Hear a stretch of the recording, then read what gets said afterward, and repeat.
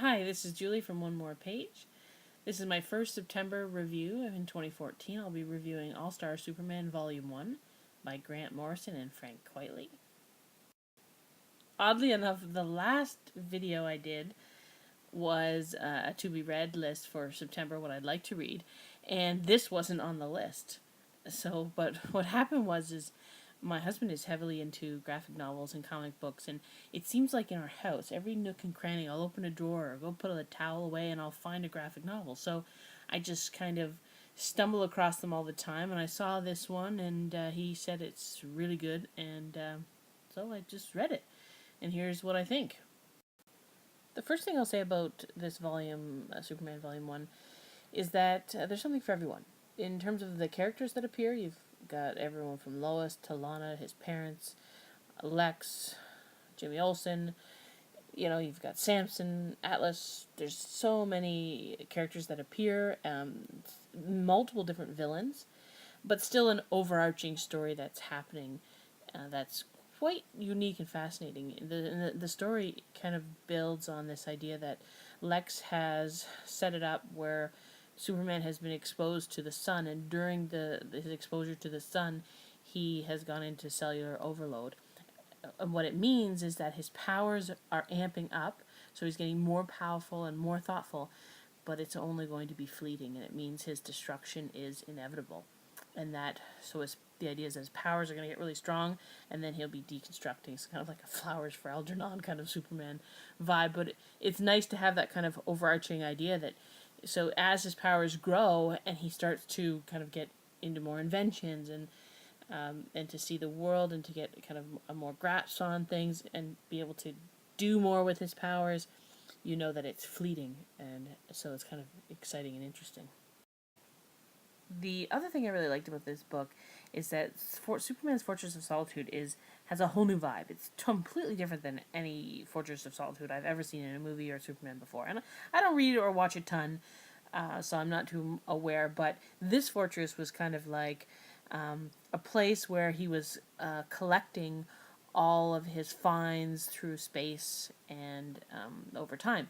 So it had all these unique creative things, such as he had found some kind of robot that needed to eat stars in order to survive, and so he kind of broke up these star bits with this large anvil, and so it was a kind of a place where he collected, and it was a research facility and a place where he had all this neat, unique stuff. So that I thought was kind of a new vibe to the fortress, and I liked it.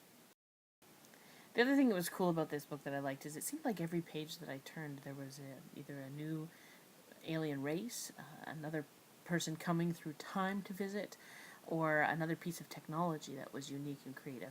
So I'll highlight three of my favorites. First of all, there was a dinosaur race that had burrowed into the center of the earth and kind of hidden until after the flood, and then rose back up again.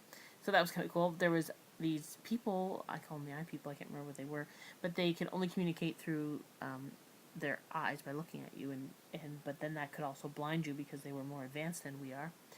Then there was this piece of technology that Lex had been working on in prison that was like basically like a moving e-reader where it would read you books, and so he had programmed into it all these different books, but at a high frequency.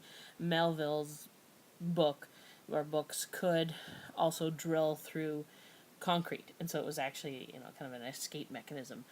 I just kind of liked it because I'm a reader, and that was a neat little trick. It's kind of cute. And let's not forget the single greatest thing about this book is the artwork. My goodness, it was just visually stunning. And as someone who doesn't read a lot of graphic text, I really have to remind myself. I often go right to the words.